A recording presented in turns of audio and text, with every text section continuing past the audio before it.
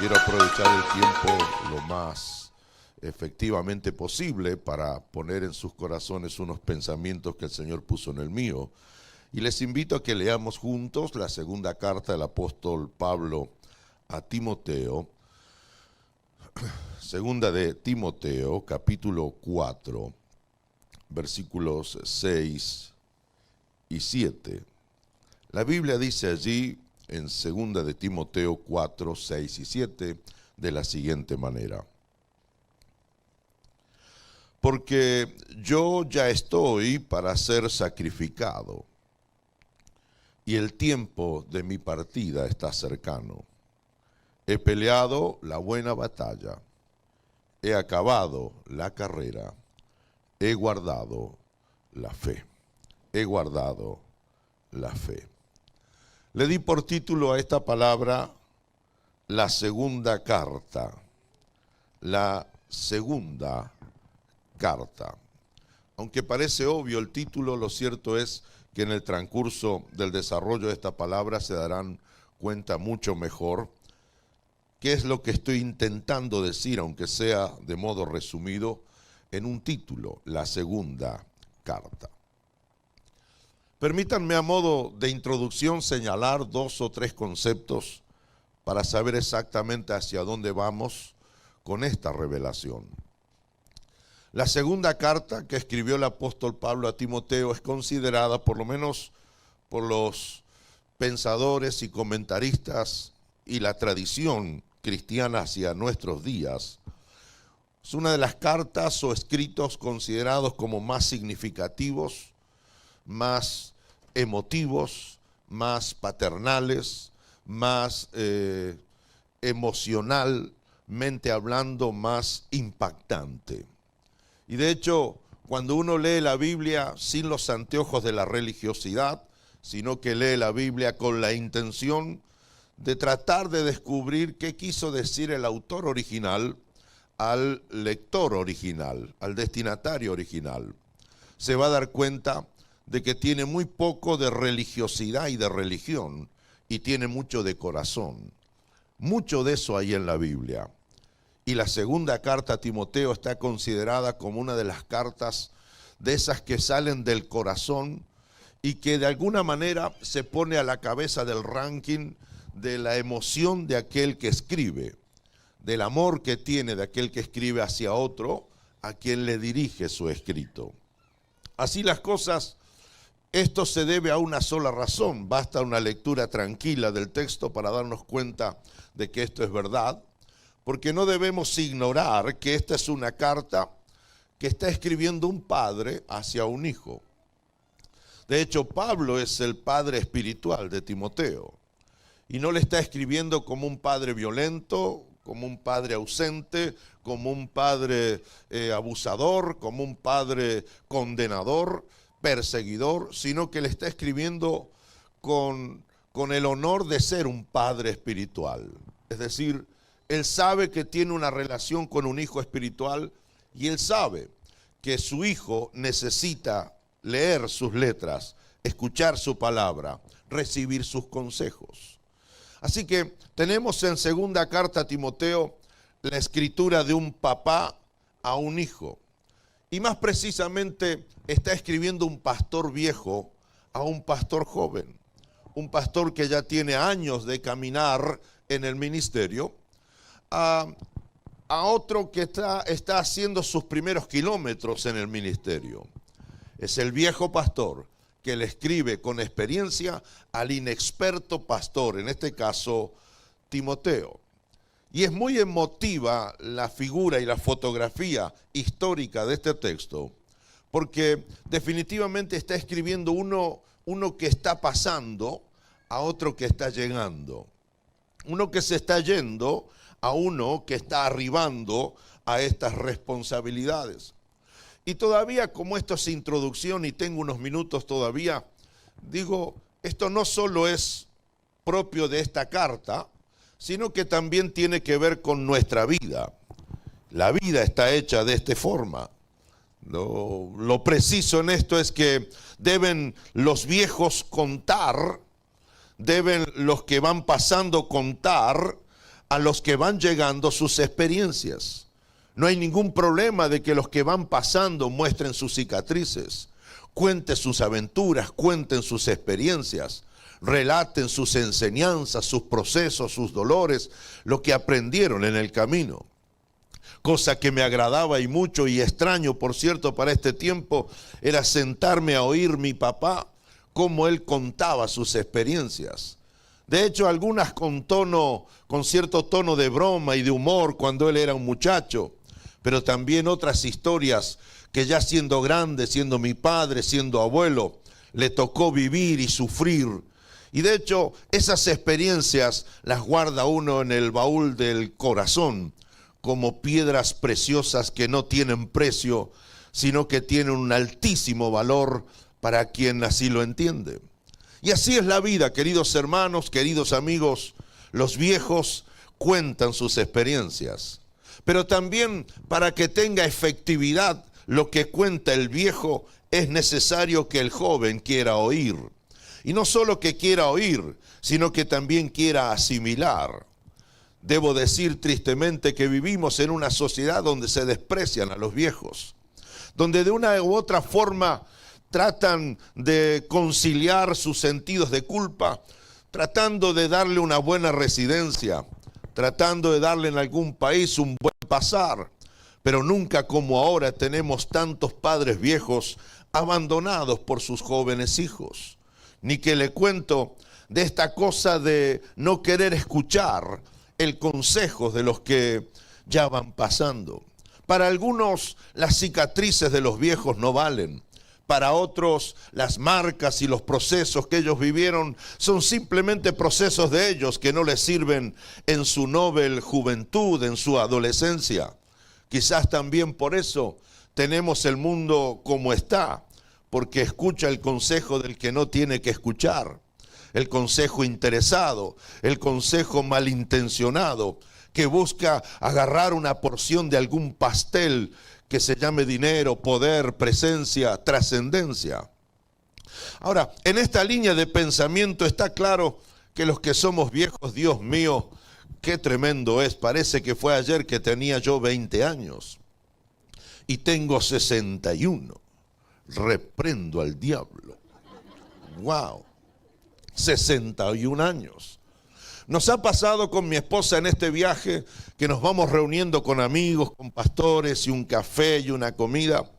Y empecé a hacer algunos cálculos y dije, Dios mío, por favor, ya en las últimas reuniones siempre yo he sido el más viejo de la reunión, de los que están hablando, de los que están charlando. Y yo soy el que ha tenido, el que tiene más años. Estoy tratando de demostrar o decir esto porque está claro que debemos contar por lo menos a quien quiera oírlo y por lo menos a quien quiera recibirlo. Debemos contar lo que vivimos, mostrar nuestras marcas, mostrar nuestras cicatrices, nuestros aprendizajes. Y oro para que los jóvenes quieran sentarse a oír el consejo de aquellos que ya pasaron por un camino donde ellos todavía están transitando. Si así lo hiciéramos y los jóvenes pastores escucharan a los viejos pastores, el reino del Señor gozaría de más continuidad y también de más efectividad. ¿Por qué está diciendo todo esto este pastor? No estoy aquí derramando lástima por mi edad, sino que estoy tratando de incluirlos a ustedes y meterlos dentro de este texto para que entiendas mejor qué es lo que quiere decirnos el Señor en este día. La primera carta que el apóstol Pablo escribió a Timoteo lo hizo por allá por el 63 al 65 después de nuestro Señor Jesucristo. De hecho, él estaba en prisión cuando escribió la primera carta, pero muy interesante el concepto y la realidad de esa prisión, porque era una prisión tipo domiciliaria. Este hombre de Dios tenía en prisión ciertas libertades, podía salir, podía entrar, tenía un custodio permanente, estaba en prisión, aunque no tan literalmente por las cosas que se le permitían hacer. Y es muy notorio que cuando él le escribe la primera carta a Timoteo, la escribe en esta especie de prisión con libertades. Por eso la primera carta que escribe el apóstol a Timoteo es para enseñarle de alguna forma cómo pastorear y cómo dirigir una iglesia. Nadie nace sabiendo, pero alguien sabe porque nació y fue aprendiendo. Y el que fue aprendiendo, si es un pastor, debe contarle a los nuevos pastores cómo es dirigir una iglesia. Cómo es pastorear una iglesia que se parece a una organización humana porque lo es, pero no funciona como tal. Tiene conceptos empresariales, pero no es una empresa. Es como una organización en términos financieros, pero no es un encuentro para reunir dinero. Hay diferencias fundamentales y es un viejo pastor llamado Pablo se lo enseña a Timoteo.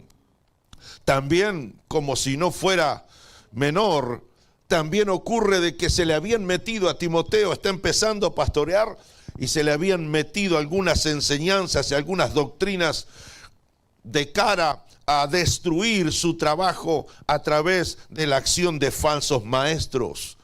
El hombre de Dios sabe de esto y le va a dar consejos en la primera carta a Timoteo de cómo dirigir la iglesia y de cómo enfrentar a los movimientos que se quieren internalizar en la estructura de la iglesia para echarla a perder y que pierda su razón de existir.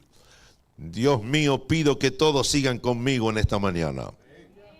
Porque la segunda carta la va a escribir entre el 66 y 67 después de nuestro Señor Jesucristo. Diferentes son las circunstancias. Ahora Nerón ya acaba de desatar la peor y la más cruel de todas las persecuciones contra los cristianos. Y este hombre loco justificó su masacre diciendo que la culpa de lo que le pasaba al imperio caía o recaía no solo en los cristianos, la secta naciente, sino también en la persona de sus líderes. Por eso Nerón sabía que Pablo era un líder influyente de la iglesia naciente. Y él desató esta cruel persecución tal como empalar a los cristianos y ponerlos a la entrada de la ciudad y prenderles fuego mientras ellos estaban vivos. Nerón ya comenzó a perseguir y a matar a los cristianos. Ahora, no solo eso, sino que ahora Pablo vuelve a escribir la segunda carta al mismo destinatario, pero ahora la escribe en una prisión romana de esas de peso. La típica prisión de un hueco cavado en una roca fría, fue lanzado al fondo como una especie de pozo sin absolutamente nada para vivir mínimamente con dignidad. Todo lo que era su realidad humana pasaba allí abajo.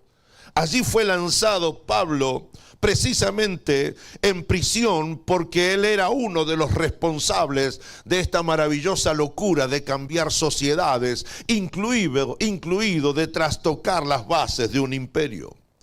En la segunda carta Pablo está abandonado, está solo y él sabe que él va a morir. Él sabe que será martirizado. Por eso en la primera carta tenía la esperanza de salir con vida, pero en la segunda carta, 5 años después, el hombre de Dios ya no cree que saldrá de la prisión con vida, sino de que va a ser muerto, va a ser ejecutado. Por eso, sabiendo que no saldrá con vida, aparece la famosa expresión: yo ya estoy para ser sacrificado. Y otra cosa que me llama la atención de este increíble hombre es que él mira su propia muerte no como una ejecución o una muerte literal porque lo iba a hacer, sino que lo ve como un sacrificio. Dios mío, necesitamos tener una relectura concienzuda, sustancial acerca del fenómeno de la muerte. Pablo sabe que va a morir ejecutado y su único crimen fue predicar de Cristo. La tradición indica que definitivamente fue decapitado. Así que él ya sabe que sale de ahí, pero sale para morir. Los mejores estudiosos de la historia dicen que él estaba en lo que se conoce inclusive hoy como el pasillo de la muerte. Va a salir, pero solo saldrá de allí caminando el pasillo para ser ejecutado. En ese contexto, Pablo le va a escribir la segunda carta a Timoteo. Y es interesante que escribe la fuerza escritural de su texto y de su carta. Es como un diálogo. Es como si estuvieran tomando un café juntos y él le está contando algo que vive y que siente y a la vez algo que le pide al que va a seguir viviendo. Por favor, que alguien reciba esta palabra en esta mañana. Porque la Biblia nos está hablando de experiencia y le está hablando a ustedes que seguirán viviendo más que nosotros que tenemos algunos años ya. Algo tenemos que hacer los que vamos pasando, algo tienen que hacer los que van llegando. Y eso es algo que el apóstol va a relatar con toda precisión y con una excelente pericia, por lo menos desde el punto de vista escritural. Si uno mira la segunda carta se encuentra con varios puntos. Tengo solo 2 para tratar en los minutos que me quedan. Y el primer punto dominante que aparece en su carta, insisto, está solo, condenado, va a morir, pero tiene tiempo para escribir como viejo pastor a un joven pastor.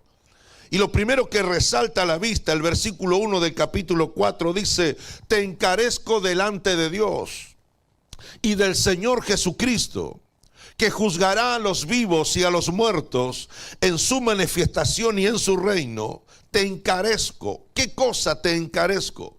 Que prediques la palabra, que instes a tiempo y fuera de tiempo.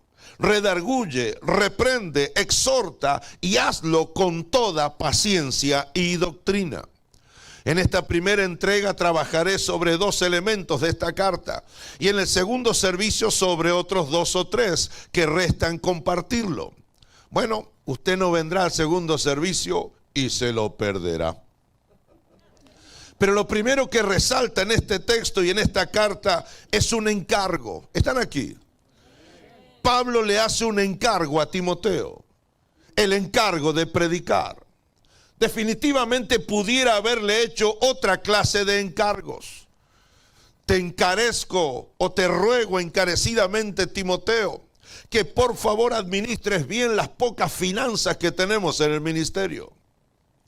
Te pido por favor que visites la iglesia en aquella ciudad y en aquel país para consolidarla.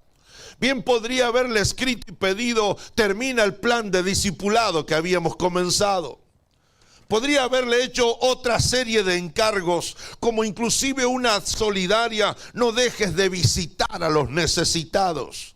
Pudiera estar buena parte del tiempo del sermón dando opciones de los posibles encargos que el apóstol podría haber hecho. Sin embargo, no dijo ninguno de ellos. De hecho, si a mí me hubiera tocado estar en prisión y mi suerte hubiera sido similar a la del apóstol, yo habría hecho otra clase de encargos. Yo habría hecho otra clase de pedidos. De hecho, es notorio y se sabe que cuando alguien se recibe la noticia de que sus días están contados, aparece una expresión un poco ahí abstracta, un poco concreta, un poco en el aire, un poco cierta, que dice: usted sabe que morirá en los próximos días. ¿Qué es lo que tiene que hacer? Poner en orden su vida. Pedirle perdón a uno, de recibir perdón de parte de otro, fijarse las escrituras del auto y a quién se lo deja, dejar la cuenta bancaria más o menos en orden. Todos son encargos y de hecho son legítimos. No estoy diciendo que no esté bien. Lo que me sorprende es el encargo de este hombre que sabe que va a morir. Antes de venir a este país con mi esposa hicimos encargos. Le hicimos encargo a nuestros hijos, le hicimos encargos a nuestros líderes, a los pastores de nuestro equipo. Le dejamos instrucciones y le encargamos que cumplieran esas instrucciones. Mi esposa, la pastora Cristina, le dijo a una de nuestras hijas que vive allá y a nuestra nuera, les encargó que le cuiden sus plantas. Porque ella tiene un mundo con sus plantas. Yo le encargué a los muchachos, si van a usar el auto, de hecho tienen su medio de movilidad, no me usen el auto, pero igual lo usan los salvajes. Y no solo que lo van a usar, sino que le encargué que no lo destruyan, que no lo choquen, que le pongan combustible. Son encargos. Mi padre antes de morir me hizo encargos. Mi mamá antes de morir hizo encargos y de hecho mi esposa tuvo el privilegio de 2 últimos encargos que ella le hizo. Mi mamá, a horas de morir hace unos años atrás, le encargó a mi esposa, su nuera, su hija. Dos cosas. Por favor, no olvides de entregar mi diezmo. Y lo segundo, la misionera. ¿Qué decía con la misionera antes de cerrar sus ojos? Denle la ofrenda a la misionera, porque ella sostenía una misionera en India. Lo que sí estoy tratando de decirles a ustedes es que ¿quién de nosotros recuerda, quién de los que estamos aquí en esta mañana recuerda que su padre le haya hecho este encargo? Por favor, predica la palabra. Dios te bendice. El encargo de un hombre viejo a uno joven, de un pastor viejo a un pastor joven fue este: predica la palabra. Predica la palabra. Lo diré de nuevo para que esto le retumbe a usted el resto del día. Predica la palabra. ¿Por qué es tan importante para el apóstol Pablo hacerle este encargo a su hijo espiritual? Reciba esto, por favor, querida iglesia. Por esta razón, porque no habrá salvación si no hay predicación. No habrá gente salvada si no hay gente predicadora. No habrán buenas noticias recibidas por alguien si no hay alguien que vaya y le entregue las buenas noticias. Una de las cosas de mi prematura vejez, esto de ir poniéndome viejo, es que me voy quedando sin anestesia y sin filtro para decir por lo menos algunas cosas. Y una de las cosas que me tienen cansado son esos juegos espirituales en los que invertimos horas durante días enteros. Por ejemplo, una muy evangélica. Llamamos a las almas del norte, llamamos a las almas del sur, del este y del oeste, que vengan ahora a la bendición, vengan ahora al encuentro, vengan ahora al Señor. Y he estado en eventos donde hay miles, 2,000, 3,000, 5,000, 10,000 personas, y todos los 10,000 llamando a las almas que no son convertidas a que vengan a conversión. La pregunta es, ¿vino alguno? La respuesta es: no vino ninguno, porque no es así. De hecho, hay que predicar. Señoras y señores, 52 domingos tiene por lo menos un año. De hecho, sin contar los servicios entre semana. Lo cual significa, si la cuenta me da, que son 52 sermones que recibimos a lo largo de un año, sin que el sermón sea repetido, con la misma profundidad, con la misma emoción, con la misma responsabilidad. Entonces me hago este planteo y lo invito a usted a que se lo plantee y lo desafíe conmigo. Con semejante cantidad de prédicas en un año, ¿cómo puede terminar siendo la predicación? Dos posibles respuestas. Con 52 sermones, sin contar retiros, congresos, conferencias, canales de televisión cristianos que son cultos de 24 horas con prédicas, internet, redes sociales, con semejante cantidad de prédicas, la predicación puede terminar siendo una obligación formal, religiosa, costumbrista, aburrida, dominguera, calientabanco de fin de semana. O la predicación puede terminar siendo una pasión y una acción imposible de detener. Son dos posibilidades. De hecho, todos ustedes vinieron aquí en esta mañana. Ninguno lo puede negar, sabiendo de que iba a haber un sermón. Es más, hasta algunos preguntaron: ¿quién predica hoy?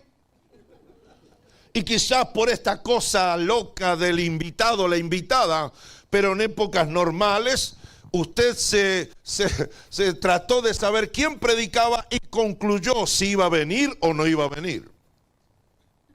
Y todos sabemos que el servicio arranca a las 9:30.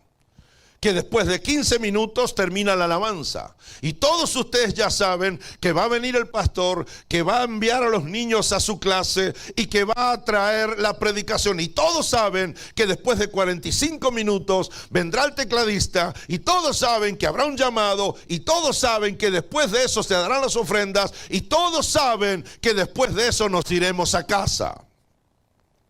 Ya sabemos cómo funciona. El punto es que aunque todos vinimos sabiendo que habrá predicación, ¿cuántos de todos los que vinimos sabiendo que habrá predicación, nos volveremos a poner en práctica la predicación? Ahí está el punto. Porque yo me pregunto, ¿cómo debería ser la vida de un cristiano luego de recibir 52 sermones por año? ¿O es una vida religiosa y sin frutos? ¿O es una vida victoriosa y en progreso? Cuando un pastor se para aquí, cuando sus pastores se paran aquí a predicarles, no solo lo hacen para bendecirlos porque vinieron al culto, ¿sabe? También soy pastor. Y cuando nos paramos a predicar aquí, es porque tenemos la esperanza de lograr que algunos de los que vinieron al culto se unan a nosotros a la misión de ganar el mundo de alguna forma. Así las cosas, y en esta línea necesitamos entender que tenemos un ministerio. El apóstol le plantea a Timoteo que predique y no deje de predicar. Por eso la exhortación esta mañana es sencilla. Adora, querido hermano, pero no dejes de predicar. Ora, querida hermana, pero no dejes de predicar. Ten todas las visiones que puedas y quieras tener. Y no es un juicio de valor contra las visiones.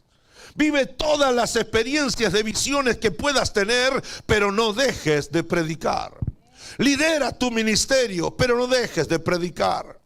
Lidera tu ministerio de adoración, lidera tus cantos, pastorea, pero no dejes de predicar.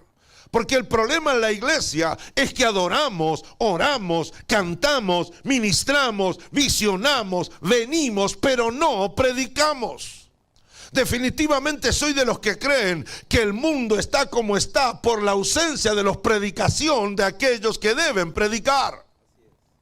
En este momento se está desatando en mi país a nivel institucional, gubernamental, la posibilidad y la intención, que ya no es intención, de prohibir la Biblia. Me ayuda mi esposa. De prohibir la Biblia, de declararla un libro que no contribuye a la esencia de la construcción de la persona. Al punto de que se nos están queriendo meter y plantear desde esa especie de ilegalidad que no tenemos que predicar lo que dice la Biblia. Ahora, en la ausencia de la luz, las tinieblas reinan y gobiernan. En la ausencia de palabra, lo que aparece son excusas, preceptos que son motivados no por el corazón de Dios, sino que son influidos por las apetencias del ser humano. Por eso necesitamos entender esta palabra. Desde este punto de vista, Pablo le dice a Timoteo, en la prisión y a punto de morir, por favor predica. Y luego dice algo más, hazlo a tiempo y fuera de tiempo. Redarguye, amonesta, enseña.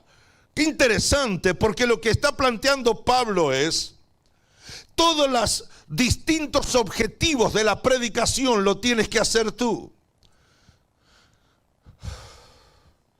Alguna vez me invitaron a una cruzada de milagros. Yo digo, ¿milagros de qué? ¿De conversión o de sanidad? No, de milagros de sanidad, de tumores saliendo, de piernas estirándose, de pelo apareciendo, de dinero apareciendo. Entonces me invitaron a una cruzada de milagros y digo, mire, no es lo mío. Justo el último que había orado lo mandé para el cielo, así que no es lo mío, no es mi especialidad. ¿Cuántos han leído en las redes sociales esta expresión, un especialista? O sea, no es mi especialidad. Y si tuviera una especialidad, lo único que me gusta a mí y a mi esposa es abrir la Biblia, hacer exégesis, contar cómo funciona la Biblia con nosotros. Nos gusta trabajar con pastores, con líderes, con matrimonios, pero hay prédicas que no son las mías. Hay público en el que yo no sería efectivo. Y Pablo le está escribiendo a Timoteo. Y le dice, por las dudas, si estás pensando en convertirte en un especialista, no hay tiempo para eso. Lo que tienes que hacer es predicar a tiempo y fuera de tiempo. Es decir, lo tienes que hacer cuando lo haces en virtud de una planificación, una programación. Los lunes estudio bíblico, los martes reunión de célula, pero también lo tienes que hacer cuando no está planificado y no está organizado, cuando estás en la línea para comprar papas, cuando vas al supermercado, cuando estás en la tienda de la esquina. Si se presenta la oportunidad, no esperes, predica. Es interesante cómo lo plantea él, porque distintos objetivos de la predicación son distintos para distintas necesidades. Pero según leo aquí, y según el viejo pastor Pablo, Timoteo tiene que hacerlas todas. En otras palabras, Timoteo, por si no te diste cuenta, Nerón vino por mí y me metió preso. De hecho, debo decirte que tu fotografía está en el hall de las personas más buscadas en la oficina de este emperador. Debo decirte, Timoteo, que Nerón viene por ti. Y si viene por ti, esto apremia, esto es urgente. No hay tiempo para ser especialista. Pablo le está rogando a Timoteo que haga lo que él quiere hacer y no puede porque lo van a ejecutar. Pablo dice, si yo siguiera viviendo, yo seguiría parado en las plazas predicando. Yo seguiría desafiando a los pensadores griegos. Yo seguiría desafiando a las autoridades del imperio con la palabra de mi Señor Jesucristo. Yo quiero hacerlo, pero no puedo. ¿Y por qué no puedo? No porque estoy enfermo, estoy prisionero, me van a ejecutar, pero tú estás libre. Parece ser que no vendrás a una prisión como esta todavía. Así que no es tiempo de ser especialista. No es tiempo de poner condiciones. Es tiempo de que abras la boca y de que prediques. No hay tiempo, querida iglesia, para ser especialista en la predicación. Solo hay tiempo para predicar. Solo hay tiempo para hablar de parte de Dios un mensaje de esperanza a un mundo que grita por la esperanza, pero niega la esperanza que viene de parte del Señor. Y esa es la sociedad en la que usted y yo vivimos. Oro que no quieras tener un ministerio de predicación, que no quieras ser reconocido como predicador. Oro que solo quieras predicar. Por favor, querido hermano, querida hermana, por favor prediquen, hablen del Señor, cuenten cuán grandes cosas el Señor ha hecho con ustedes. Porque por uno que prohíbe, 10 mueren desesperados por falta de fe y de esperanza. Y tú serás la esperanza para ellos, a tiempo y fuera de tiempo. Ayer comíamos en un lugar increíble.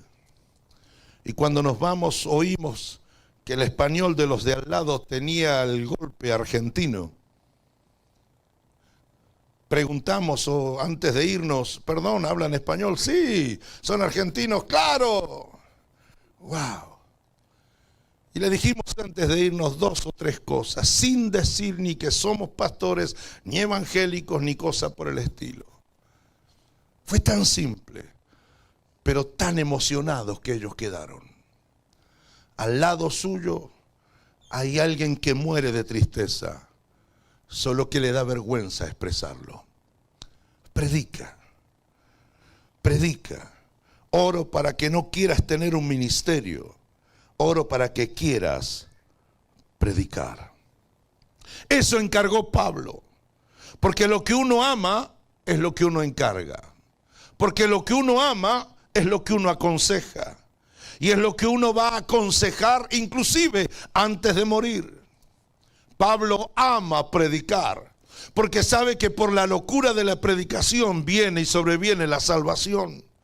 Él ama predicar, por eso él no exhortó otro consejo que no sea esto, porque no concibe que el cristiano haga otra cosa. Por eso aconseja acerca de eso que ama, de eso que ama. Pensándolo desde esta perspectiva y tratando de meterme en la prisión con el apóstol, uno ve a un hombre viejo, cansado, lleno de marcas ministeriales. que le escribe esperanzado y emocionado a un muchacho que está dando sus primeros pasos en el ministerio. Y no le pide que busque tener éxito, no le pide que aumente los fans, no le pide que inaugure su Instagram, no le pide que monetice. Lo que le pide es, por favor, predica, predica. Y saliéndome de la escena y viendo un viejo que va a morir y tratando de ver a la distancia un muchacho que lee apasionado las letras de su pastor, también me hace reflexionar en un punto, y el apóstol no va a negarse a plantearlo, porque ahora va a enfocar en su propia persona. Versículo 9, por favor. Procura venir pronto a verme. Si me ayudara allí en el teclado, agradeceré a alguien. Procura venir pronto a verme. Gracias, Dani. Porque Demas me ha desamparado. ¿Están aquí todavía?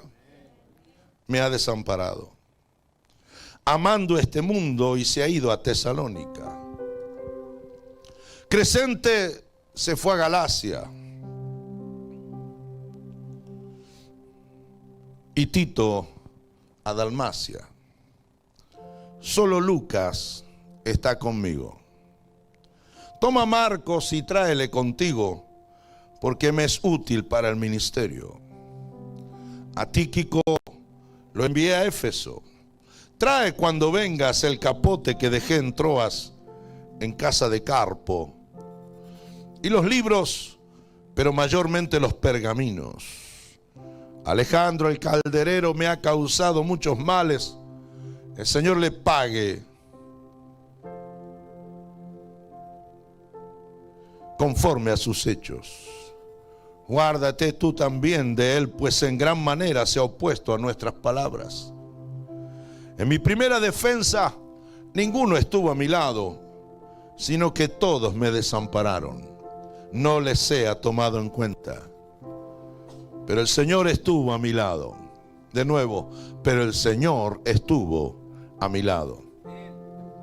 Y me dio fuerzas para que por mí fuese cumplida la predicación y que todos los gentiles oyesen. Así fui librado de la boca del león. El Señor me librará de toda obra mala y me preservará para su reino celestial. El hombre se sigue despidiendo. A Él sea gloria por los siglos de los siglos. Amén. Ya le dio instrucciones a Timoteo. Ya le pidió por favor que no deje de predicar. Ya le dio otra serie de consejos que las consideraremos en el segundo servicio. Pero ahora va a cerrar su carta. Y la carta se hace más emotiva que nunca. Porque ahora no habla del imperio, porque ahora no habla de Timoteo, ahora no habla de la predicación. Ahí solo en la prisión romana, ahora está hablando de él. Y de hecho, por las características que vemos en los escritos de Pablo tratando de construir su personalidad, está claro que él no es un hombre que le gusta aparecer, trascender, sino que le gusta ir ahí escondido detrás de Cristo. Él es el que dijo: ya no vivo yo, mas vive Cristo en mí, porque con Cristo estoy juntamente crucificado. Esa expresión merece otro sermón, pero una cosa está clara aquí.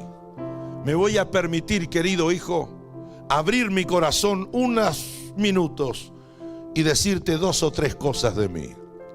Y de hecho, lo que le va a decir son lo que yo llamo las necesidades del pastor, las necesidades del predicador. Ruego tu atención, querida iglesia. Procura venir pronto a verme. El gran apóstol Pablo está pidiéndole a un hijo espiritual menor que él: por favor, ven y ven pronto a verme. Es un hombre de Dios, pero no es un superhumano. Es un hombre de Dios, pero es humano como cualquiera de nosotros. Y como cualquiera de nosotros, este hombre de Dios necesita algo que todos necesitamos. Todos necesitamos relaciones. Todos necesitamos relacionarnos con los demás. Todos necesitamos tener amigos. Todos tenemos necesidad de relaciones significativas. Pero Pablo se da cuenta que por su rol, su posición de ser el pastor, inclusive el ex Saulo, el gran apóstol Pablo, no todos se acercan a él. O no todos se acercan a él por el simplemente hecho de que es humano y necesita un abrazo. Y necesita un vamos, pastor. Y necesita un gracias, pastor. Es que la gran masa aún de cristianos sospecha que aquellos que están al frente no tienen problemas. Y no solo que a veces sospechan que son inmunes a los problemas, sino que ya se los ve bien y no tienen necesidad de ninguno de nosotros. Un poco hemos sido nosotros los responsables, un poco ha sido la iglesia. Por eso muchas veces, en mi caso, en nuestro caso, se acercan los hermanos a nosotros y dicen: discúlpeme, pastor, no quiero molestarlo, pastor. Perdóneme que no quiero alterar su día, o si tiene cosas más importantes. No es así. Algo ha hecho que nos quedemos solos allí en la altura. Y el quedarnos solos allí no significa que no tengamos necesidad de un abrazo, de un te amamos, pastor. Por eso Pablo lo entiende bien y acto seguido va a darle algunos detalles más de la soledad que él está viviendo. Es una soledad que él vive, pero él no buscó estar solo. Pablo fue obligado a esa soledad, fue detenido, prisionero. Por eso él no duda en mencionarle a Timoteo no solo los que estuvieron y se fueron, sino que también le menciona las razones de por qué algunos estuvieron con él y ya se fueron. Y lo cita: Demas, un colaborador directo mío, me abandonó. No es que fue a abrir otra iglesia, peor todavía. Mi frustración es enorme, porque Demas aún yo lo discipulé y él cambió la iglesia, él cambió la fe en Cristo, la cambió por el mundo, por la oferta de la época de aquel tiempo. Qué triste es para un pastor trabajar duro para formar a alguien, y no solo que no siga con uno, sino que al cabo de cierto tiempo siga y se vuelva tan mundano, peor mundano como lo fue. La pregunta es si sufre el que se fue o si sufre el que lo formó. Como sufrió Pablo, que al final de sus días menciona el nombre de Demas y dejó para siempre escrito que cambió mundo por fe. Menciona a Crescente y a Tito y dice que los envió, pero a estos los envió porque era necesario cubrir necesidades en otro lugar. Envió a gente que tenía en su corazón. Y sigue en este relato y menciona a Lucas. Quédense conmigo, me quedan unos minutos. Pablo dice: solo Lucas está conmigo. Pregúntele a Jesucristo y él dirá: solo Juan se quedó ahí abajo, solo mi mamá apareció. Solo Lucas, de todos los que estuvieron con este hombre de Dios, solo uno se quedó con él: Alejandro el calderero. De hecho, calderero es un trabajador del cobre y de todo tipo de metal. Pablo dice de él: me ha causado muchos males. Alejandro no es un enemigo, Alejandro es un discípulo. Es alguien que él formó, es alguien que tenía un buen trabajo, pero por alguna razón comenzó a ponerse en contra del pastor que lo pastoreó.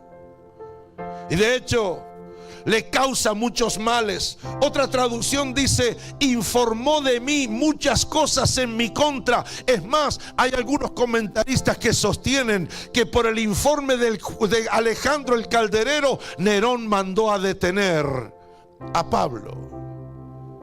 Alejandro, traidor, que dio informes a Roma sobre la razón por la cual Pablo hacía lo que hacía. Y por eso Pablo está preso, porque uno de los suyos lo vende Alejandro se hizo informante de Roma, dando información falsa, buscando arruinar a su pastor de la forma más deshonrosa.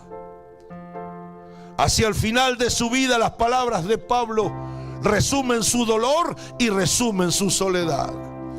Aquí voy terminando. Los pastores, sus pastores, los pastores, somos animales solitarios. Somos gente que vive en soledad. Tememos abrir nuestro corazón.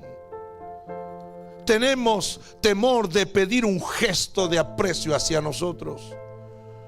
Convivimos con miedos como la manipulación, con sospechas de que no va a entender lo que estoy sintiendo. No podemos reunirnos con uno o con otro sin que alguno piense que de pronto tenemos ciertos favoritismos en la iglesia.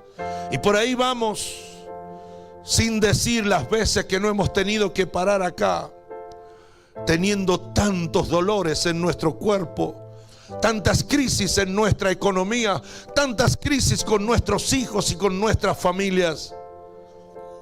A un pastor no lo golpea más que no alcance un objetivo, sino que por la visión que tiene o por el estilo que tiene, ser juzgado, calumniado, traicionado por quienes dio su vida y por quienes recibieron de él tantos beneficios.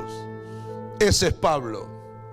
Y a semanas de morir decapitado, le escribe con corazón abierto a un hijo. Qué interesante. Le pide sus 3 únicas posesiones. Por favor, me quedan pocos como tú. Ven pronto a verme, Timoteo. Le pide una cosa: ven pronto a verme. Lo segundo que le pide: tráeme el capote. Hace mucho frío en la prisión. Y lo tercero que le pide: tráeme los libros, mayormente los pergaminos. Mientras estoy en prisión esperando mi ejecución, tengo frío, pero el frío no me impedirá que siga estudiando más la Biblia y siga conociendo más al Cristo por quien yo voy a morir en las próximas semanas. A otros pastoreó y los envió a abrir misiones. De hecho, así es la vida, así es el ministerio. Unos son enviados a pastorear como Crescente a Galacia, como Tito a Dalmacia, como Tíquico a Éfeso. Otros se quedan y son pocos al lado del pastor, de la pastora, como Lucas. Otros dividen y te atacan como Alejandro. Y lo que menos son es ser agradecidos. Pero por encima de todos los que están y ya no están, por encima de todos de los que se quedan, hay una sentencia maravillosa: pero Cristo sigue conmigo y no me ha dejado solo. Pero Cristo nunca me ha dejado solo. Todo lo que hacemos tiene su efecto en las demás personas.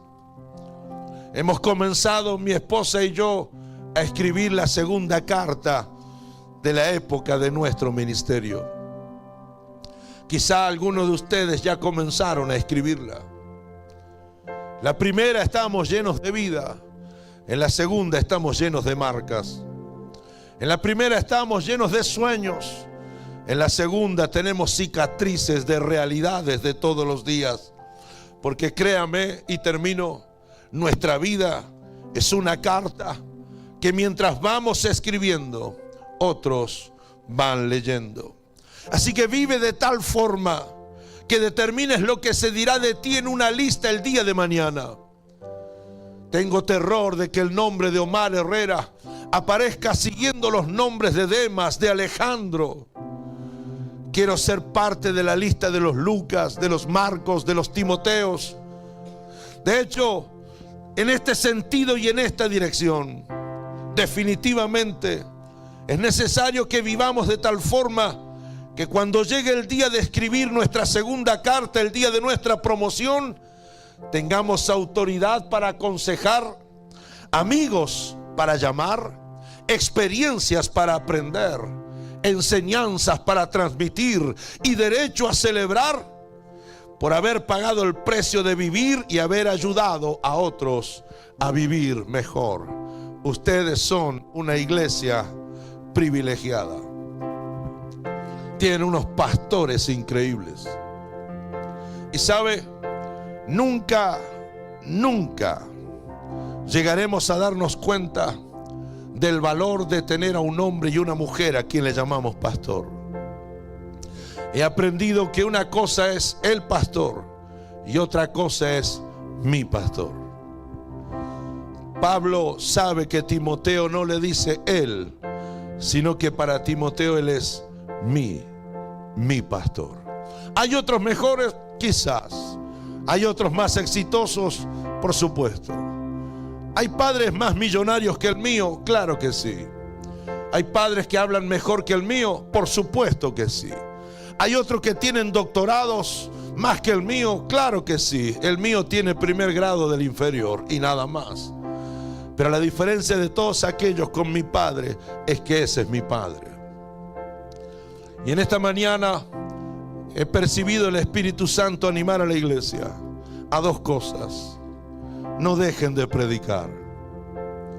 No tienes que ser evangelista, solo tienes que abrir tu boca y contarle a alguien lo que Cristo hizo contigo. Y segundo, les voy a pedir como pastor, amen más que nunca a sus pastores. Acérquense a ellos, tóquenlos, abrácenlos, bendíganlos. No les digo besarlo al estilo argentino, pero ¿saben qué? Denle gracias a Dios por este hombre y esta mujer.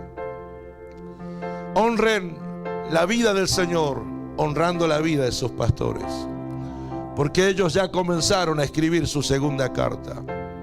Y todos ustedes deben tener un recuerdo del paso de ellos por la vida de ustedes. Y si eso fue importante, no te guardes tu gratitud, no te guardes tu honra, no te guardes el disfrutar ser familia mientras escribes tu segunda carta. Si puedes estar de pie.